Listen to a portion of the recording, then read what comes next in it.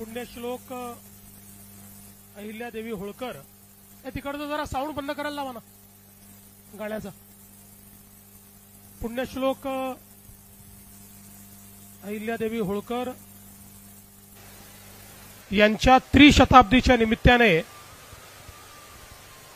त्यांच्या जन्मस्थानी चोंढीमध्ये मंत्रिमंडळाची बैठक घेण्याचा निर्णय आम्ही घेतला. सन्माननीय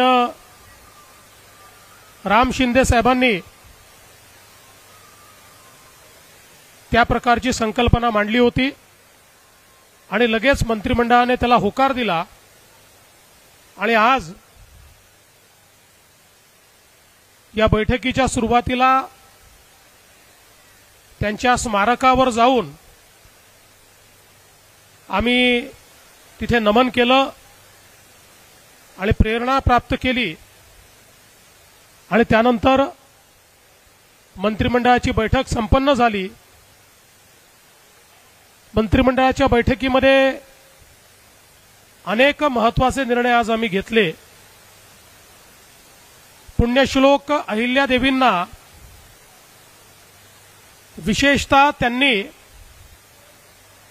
परकीयांच्या आक्रमणामुळे संपूर्ण भारतामध्ये जी आमची श्रद्धास्थानं त्या ठिकाणी नष्ट करण्यात आली होती त्याचं पुनरुज्जीवन करण्याचं काम हे अहिल्या मातांनी केलं आणि म्हणूनच आज या मंत्रिमंडळ बैठकीच्या निमित्ताने आम्ही या ठिकाणी चोंढीला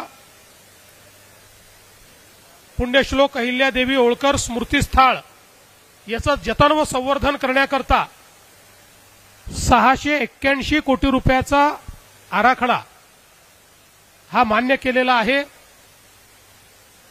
आणि यातून विविध प्रकारची कामं या ठिकाणी होतील आणि अखिल भारतीय स्तराचं एक प्रेरणास्थळ म्हणून एक तीर्थस्थळ म्हणून हे तयार झालं पाहिजे अशा प्रकारचा प्रयत्न आपण केलाय. यासोबत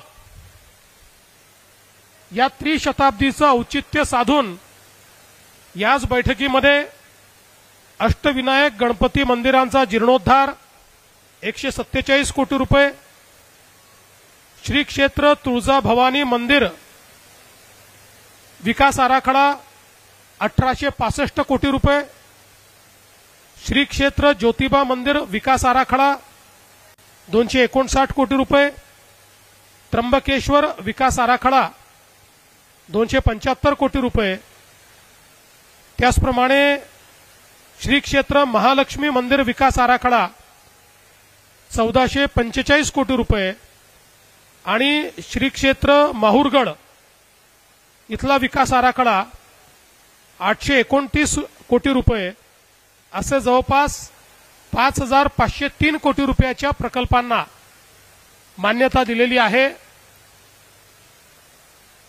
जे कार्य देशामध्ये पुण्यश्लोक अहिल्यादेवींनी केलं तेच कार्य त्यांच्या त्रिशताब्दीच्या निमित्ताने महाराष्ट्रामध्ये करण्याचा प्रयत्न हा राज्य सरकारच्या माध्यमातून आम्ही करतो.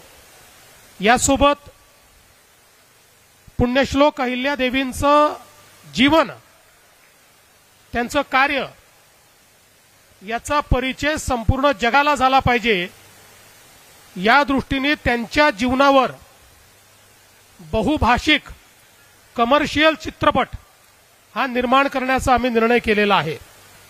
बहुभाषिक याकरता केला तो मराठी असेल, तो हिंदी असेल, तो अजून इतरही भाषांमध्ये असेल, कारण त्यांचं कार्य हे कानाकोपऱ्यात पोचलं पाहिजे आणि अतिशय अद्ययावत तंत्रज्ञान वापरून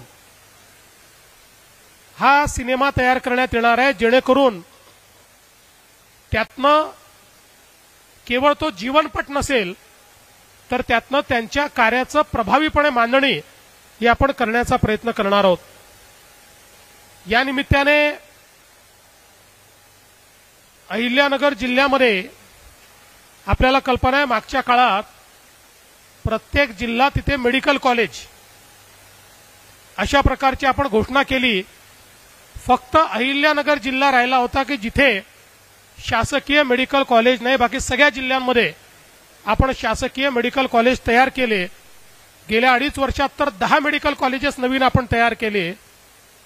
आणि आता आजच्या बैठकीमध्ये अहिल्यानगरला देखील शासकीय वैद्यकीय महाविद्यालय, ज्याचं नाव पुण्यश्लोक अहिल्यादेवी होळकर शासकीय वैद्यकीय महाविद्यालय असेल, अशा प्रकारचं वैद्यकीय महाविद्यालय स्थापन करण्याचा निर्णय करण्यात आलेला आहे। त्यासोबत अहिल्यानगरमध्ये खास मुलींकरता आयटीआय, स्वतंत्र आयटीआय मुलींचं हे देखील तयार करण्याचा निर्णय हा करण्यात आलेला आहे। आज एक नवीन महिला सक्षमीकरणाकरता आदिशक्ती अभियान राबवण्याचं आपण ठरवलेलं आहे आणि राज्यातील महिलांच्या आर्थिक, सामाजिक, शैक्षणिक आणि आरोग्यविषयक समस्यांबाबत समाजामध्ये संवेदनशीलता निर्माण करणे आणि या अभियानाच्या माध्यमातून मोठ्या प्रमाणात जागृती करणे हा आपला प्रयत्न असेल। आणि यासोबतच या क्षेत्रात काम करणाऱ्या महिला आणि महिला केंद्रित एनजीओ यांना आदिशक्ती पुरस्कार हा प्रदान करण्याचा निर्णय आपण घेतलेला आहे। यासोबत मागच्या काळामध्ये आपण निर्णय केला होता की धनगर समाजातील विद्यार्थ्यांना इंग्रजी माध्यमाच्या नामांकित शाळांमध्ये प्रवेश द्यायचा।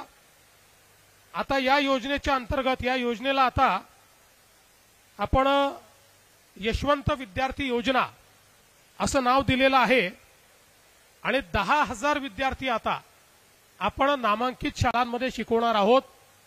आपण आतापर्यंत 4-4.5 हजार विद्यार्थी दरवर्षी शिकवायचो, 10,000 विद्यार्थी शिकवण्याचा आपण निर्णय केलेला आहे। धनगर समाजातील मॅट्रिकोत्तर शिक्षण घेणारे गुणवत्ताधारक जे विद्यार्थी आहेत यांच्याकरता आपण निर्णय केला आहे की प्रत्येक विभाग स्तरावर पुण्यश्लोक अहिल्यादेवी होळकर वसतिगृह योजना ही आपण सुरू करतो आहोत। मागच्या काळात आपण एक वसतिगृह योजना सुरू केली होती, त्यात नाशिकला काम देखील सुरू केलं, पण मध्यंतरी ती योजना थोडी मागे पडली होती। पण आता ही नव्याने आम्ही पुन्हा रिलॉन्च करतोय पुण्यश्लोक अहिल्यादेवींच्या नावाने।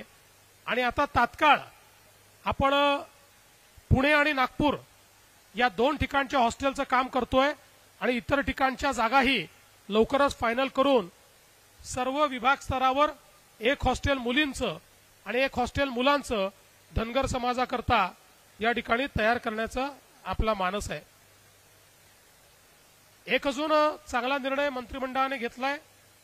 पुण्यश्लोक अहिल्यादेवी होळकर यांनी उभारलेल्या घाट, विहिरी आणि पाणी वाटप प्रणालीचं सर्वेक्षण करून त्याच्या जतनाकरता विशेष कार्यक्रम एक आपण हातामध्ये घेतलाय जलसंधारण विभागाच्या माध्यमातून आणि त्यातनं त्याचं पूर्ण पुनरुज्जीवन करणं आणि त्याचं जतन करणं अशा प्रकारचा हा कार्यक्रम असेल। याच्या अंतर्गत 3 ऐतिहासिक तलाव आहेत आतापर्यंत जे लक्षात आलेत, पुढे अजून काही येऊ शकतात। चांदवड, त्र्यंबकेश्वर आणि मल्हार गौतमेश्वर जेजुरी। त्यानंतर 19 विहिरी राज्यामध्ये, 6 घाट, 6 कुंड, 34 जलाशय, असं वेगवेगळ्या गोष्टींचं काम हे या संवर्धनाच्या माध्यमातून या ठिकाणी करण्यात येणार आहे। यासोबत अहिल्यानगर जिल्ह्यातल्या राहुरीमध्ये एक दिवाणी न्यायालय हे स्थापित करण्याकरता आपण त्या ठिकाणी दिवाणी न्यायालय वरिष्ठ स्तर याला देखील मान्यता दिलेली आहे। आणि आजच्या बैठकीमध्ये आपण नाशिक आणि त्र्यंबकेश्वरला जो कुंभमेळा होतो त्या कुंभमेळ्याचं संचालन करण्याकरता कुंभमेला प्राधिकरणाचा कायदा हा मंजूर केलेला आहे जसं प्रयागराजला कायदा करून सगळे अधिकार कुंभमेळ्याचे प्राधिकरणाला देण्यात आले, त्याच धर्तीवर हा कायदा आपण या ठिकाणी मंजूर केलेला आहे। यासोबत आपण आज अहिल्यादेवींच्या या त्रिशताब्दीच्या निमित्ताने एक लोगो हा देखील प्रकाशित केलेला आहे, जो सगळ्या पूर्ण वर्षभर सगळीकडे तो वापरण्यात येईल। एक डाक तिकीट देखील आज जारी करण्यात आलेला आहे, त्यांच्यावर एक डाक तिकीट जारी करण्यात आलेलं आहे आणि एक प्रेरणा गीत देखील आज या ठिकाणी आपण जारी केलेलं आहे। मला असं वाटतं की ज्या प्रकारे या देशामध्ये पुण्यश्लोक अहिल्यादेवींनी एक प्रकारे सांस्कृतिक पुनरुत्थानाचं काम केलं आणि ज्या समाजाला आपल्या संस्कृतीचा, आपल्या धर्माचा नाव घ्यायची चोरी झाली होती किंवा एक प्रकारे भीती होती,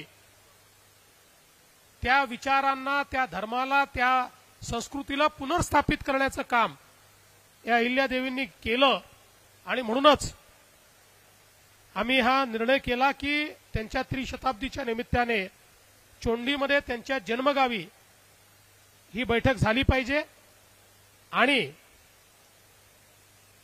अनेक महत्त्वाचे निर्णय जे मी आपल्याला सांगितले आपण घेतले आहेत। केवळ एका बैठकीत निर्णय करून आम्ही थांबणार नाही आहोत, वर्षभर अजून अनेक उपक्रम। मगाशी शिंदे साहेबांनी कॅबिनेटमध्ये मंत्रिमंडळ बैठकीत त्या ठिकाणी विषय मांडला की आपल्या करिक्युलममध्ये आपण जे मुलांना शिकवतो त्याच्यामध्ये अहिल्यादेवींचा धडा तर आहे, पण तो अधिक प्रभावीपणे त्यांनी केलेल्या कामाच्या पद्धतीनं कसा आपल्याला शिकवता येईल अशा प्रकारचे बदल त्यात केले पाहिजेत। अनेक सूचना या ठिकाणी आलेल्या आहेत, त्यानुसार आज आम्ही ही बैठक पार पाडलेली आहे। या निमित्ताने मी शिंदे साहेबांना विनंती करतो की शिंदे साहेबांनी आपल्याला संबोधित करावं।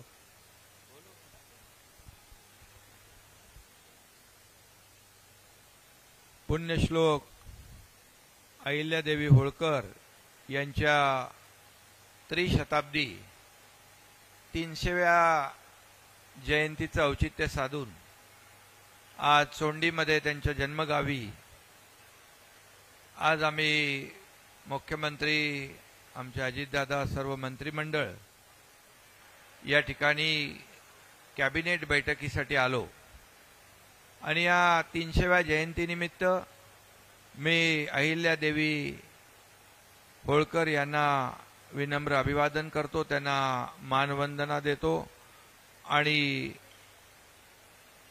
त्यांना कोटी कोटी प्रणाम करतो।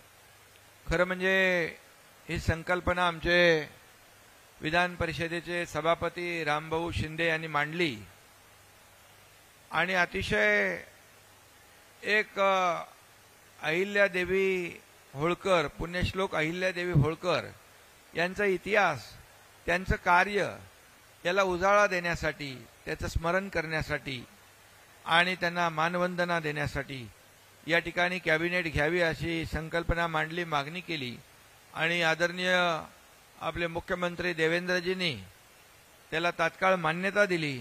त्याबद्दल मी मुख्यमंत्री महोदयांचं मनापासून अभिनंदन करतो आणि रामभाऊंना देखील धन्यवाद देतो।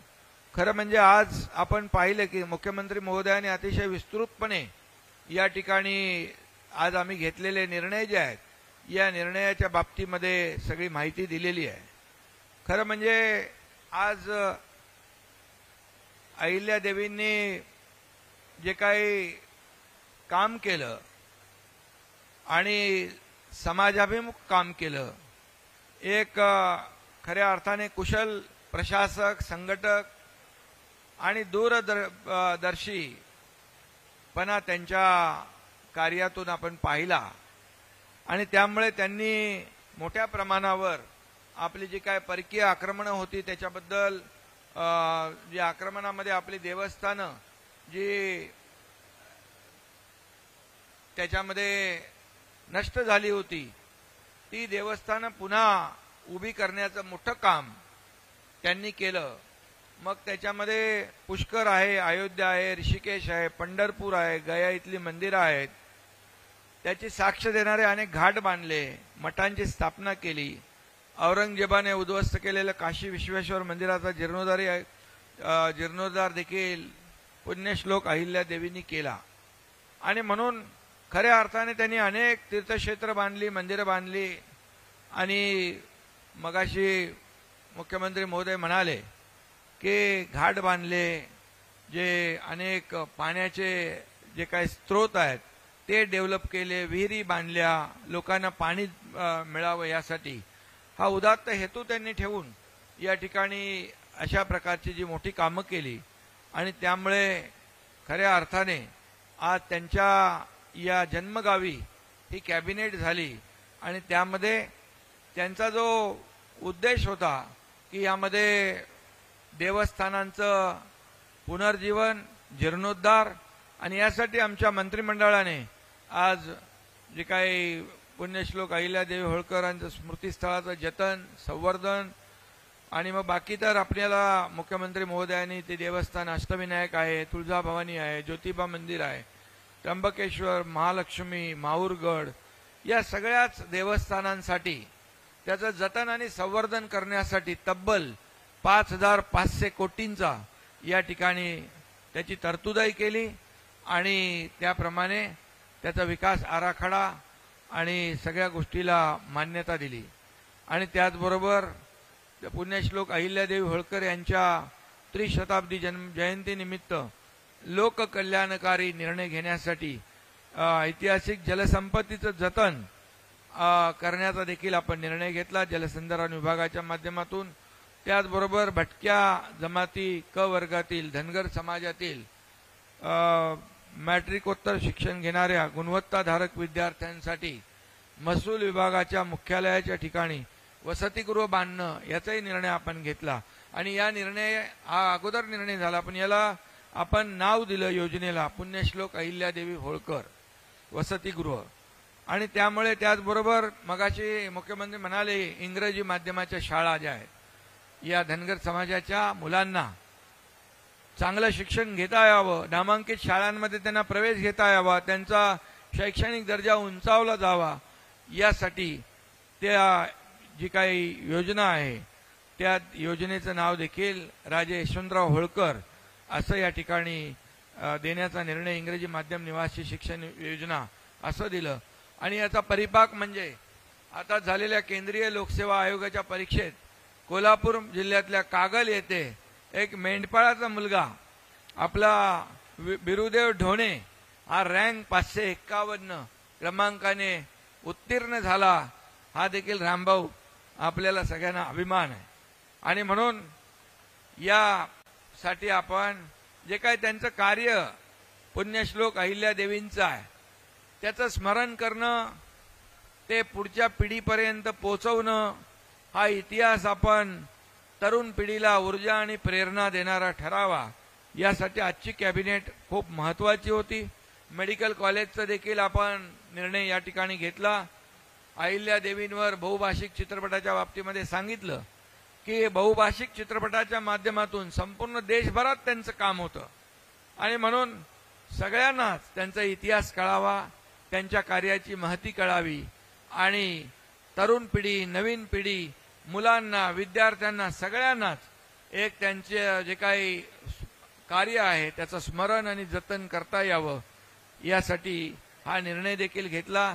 त्यामध्ये मी देखील सूचना केली, आपला शालेय विद्यापीठ अभ्यास आहे त्यामध्ये देखील यांचा पुण्यश्लोक अहिल्यादेवींचा धडा आहे, पण तो एकदम विस्तृतपणे पूर्ण त्यांनी काय काय केलंय हे शेवटच्या घटकापर्यंत जाणं आवश्यक आहे. आणि शालेय शिक्षण विभागाने देखील शालेय अभ्यासक्रमामध्ये विस्तृतपणे त्यांचा इतिहास या ठिकाणी घ्यावा अभ्यासक्रमामध्ये, आणि संपूर्ण जगाला त्यांचा इतिहास कळावा. आणि म्हणून आजचं जे अनेक निर्णय आपण घेतला, औद्योगिक प्रशिक्षण संस्था इथं सुरू होते आहे. आणि अहिल्यादेवी होळकर मला आठवत आहे, मला वाटतं आपण 1 मे 2023 इकडे आलो, 31 मे 2023ला आम्ही इथे आलो होतो, तेव्हा मी मुख्यमंत्री होतो. देवेंद्रजी व्यासपीठावर होते आणि मग इथल्या सर्वांची मागणी होती की या अहमदनगरचं नाव बदलून अहिल्यादेवी नगर करावं आणि तिथंच आपण ते जाहीर केलं. आणि मला समाधान आहे, आपण अवघ्या किती 16 महिन्यामध्ये म्हणजे केंद्राने देखील, देवेंद्रजींनी देखील तिकडे पाठपुरावा केला आणि केंद्राने देखील अवघ्या 7 महिन्यात त्याला मान्यता दिली. आणि आज आपण पुण्यश्लोक अहिल्यादेवी नगर असं अधिकृतपणे या ठिकाणी तो निर्णय घेतला. जसा धर्मवीर संभाजीनगर आणि धाराशिव आपण निर्णय घेतला, हे देखील एक ऐतिहासिक निर्णय आहे. आणि म्हणून या माध्यमातून समाजाची जी भावना आहे, ही भावना आपली जी काय समाजाभिमुख आपण काम करतो, सर्वसामान्यांचं सरकार म्हणतो. आणि म्हणून आपलं जे काय महापुरुष आहेत, आपला जो इतिहास आहे, त्याचं जतन करणं, संवर्धन करणं हे आपलं कर्तव्य आहे. आणि मग अनेक मागण्या या ठिकाणी आल्या.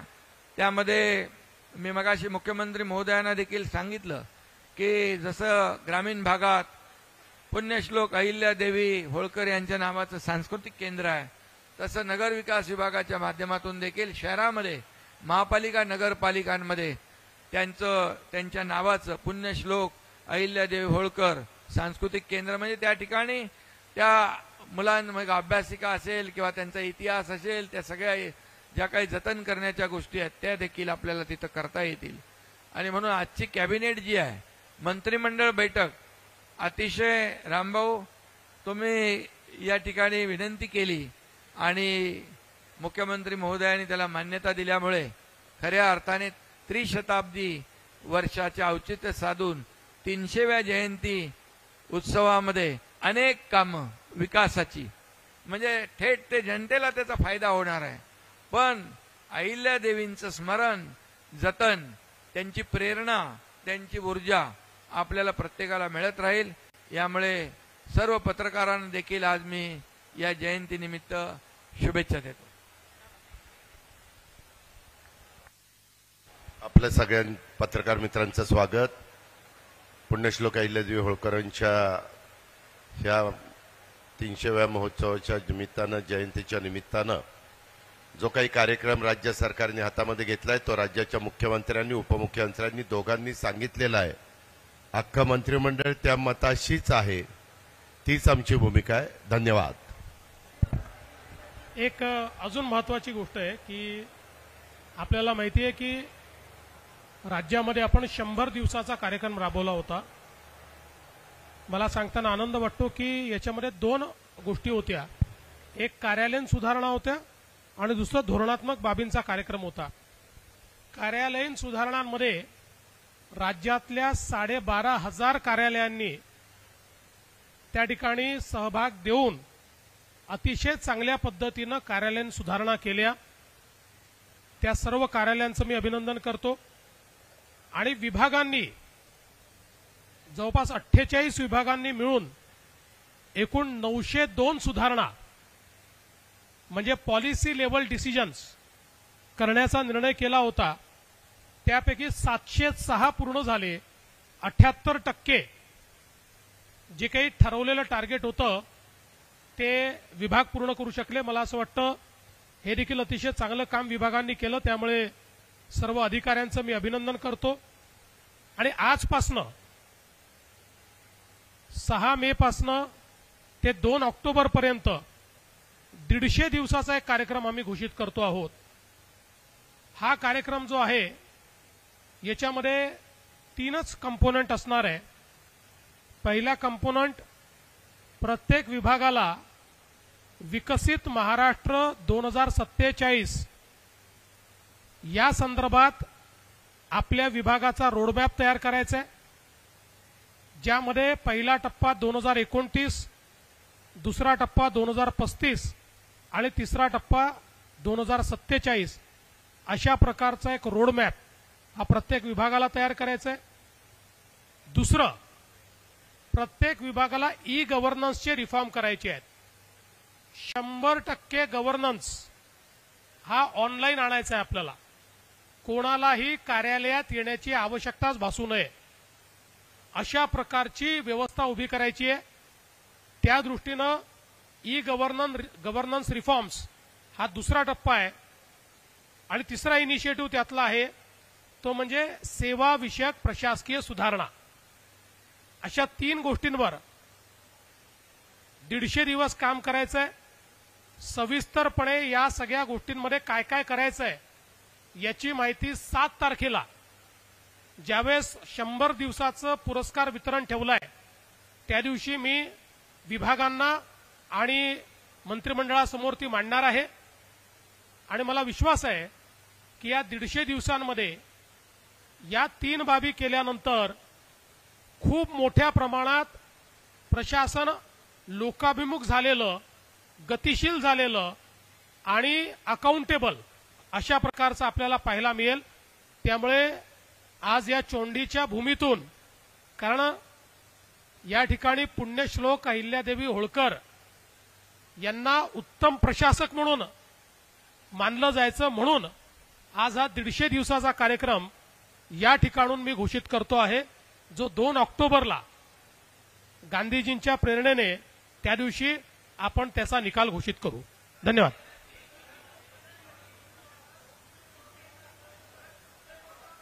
एक एक करून विचारा, काहीच ऐकू येत नाही.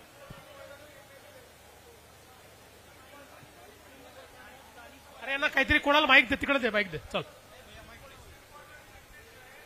सर, सुप्रीम कोर्टाने आम्हाला अतिशय आनंद आहे की सुप्रीम कोर्टाने, सर्वोच्च न्यायालयाने 4 महिन्यामध्ये स्थानिक स्वराज्य संस्थेचा निवडणुका घेण्याच्या संदर्भात त्या ठिकाणी आम्हाला परवानगी दिली, आदेशित केलं.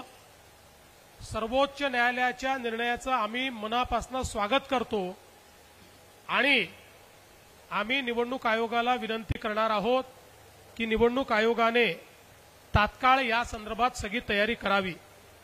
एक अजून महत्वाची गोष्ट आहे की निवडणूक आयोगाने एक अजून आमची मागणी जी आहे ती मान्य केलेली आहे. ओबीसी आरक्षणाच्या संदर्भात बाठिया आयोगाच्या पूर्वीची स्थिती असणार आहे. त्यामुळे या निवडणुकांमध्ये ओबीसीचं पूर्ण आरक्षण हे देखील लागू असणार आहे. मला असं वाटतं याचं देखील मी आम्ही अतिशय मनापासून स्वागत करतो. सर, देशात मॉक ड्रिल होणार आहे उद्याला, राज्यामध्ये उद्याला मॉक ड्रिल होणार आहे का? कुठे कुठे होणार, कशा प्रकारे होणार आणि काय नेमकी परिस्थिती आहे, काय नेमकं? केंद्र सरकारने सगळ्या राज्यांना मॉक ड्रिलच्या सूचना दिलेल्या आहेत. ही मॉक ड्रिल कुठे करायची आणि कशी करायची या संदर्भात आज सकाळी 10:30 वाजता केंद्रीय गृह सचिवांनी सर्व राज्याच्या प्रमुखांशी चर्चा केलेली आहे. त्याचप्रमाणे महाराष्ट्रात देखील त्याचा प्लॅन झालेला आहे. तशा प्रकारची मॉक ड्रिल ही करण्यात येणार आहे. मला असं वाटतं की अशा प्रकारच्या मॉक ड्रिलचे खूप जास्त डिटेल जर आपण सांगितले तर मग ती ड्रिल कशी राहील? सगळ्याच गोष्टी माहिती असल्या तर ती मॉक ड्रिल कशी होईल? आणि म्हणून मला असं वाटतं एवढं पुरे आहे की महाराष्ट्रात ही मॉक ड्रिल होणार आहे. सर, जलजीवन सर पाणी टंचाईबद्दल सर जलजीवन मिशनची जी कामं आहेत, काही कंत्राटदारांनी अर्धवट कामं ठेवलेली आहेत. लोकशाहीने या संदर्भात यवतमाळमधील भीषण वास्तव समोर आणलंय. महिलांना पाणी टंचाईसाठी वणवण करावी लागते. अहिल्यानगरमध्ये सुद्धा तीच परिस्थिती आहे. या कामांच्या बाबतीमध्ये काय आदेश दिले येतील? यापूर्वीच या संदर्भात मी सांगितलेलं आहे. मंत्रिमंडळात याची चर्चा झाली. त्यानुसार ज्या योजना अर्ध्या राहिलेल्या आहेत त्याचं नव्याने एस्टिमेट तयार करणे, त्याला फेर प्रशासकीय मान्यता घेणे आणि त्या योजना पूर्ण करणे याला प्राधान्य देण्यात येणार आहे. सर, निवडणूक आयोगाच्या बाबतीत तुम्ही सगळं तूच विचारशील तर बाकीच्यांना एक शेवटचं सर 4 महिने पावसाळ्याचे आहेत. तुम्ही ज्या प्रकारे स्थानिक स्वराज्य संस्थांच्या निवडणुका सांगत आहात, स्थानिक स्वराज्य संस्थेच्या निवडणुकीत महायुती एकत्रित असेल. काही एखाद्या ठिकाणी एखादा वेगळा निर्णय स्थानिक स्तरावर होऊ शकतो, पण ओव्हरऑल पॉलिसी म्हणून महायुती एकत्रित लढेल.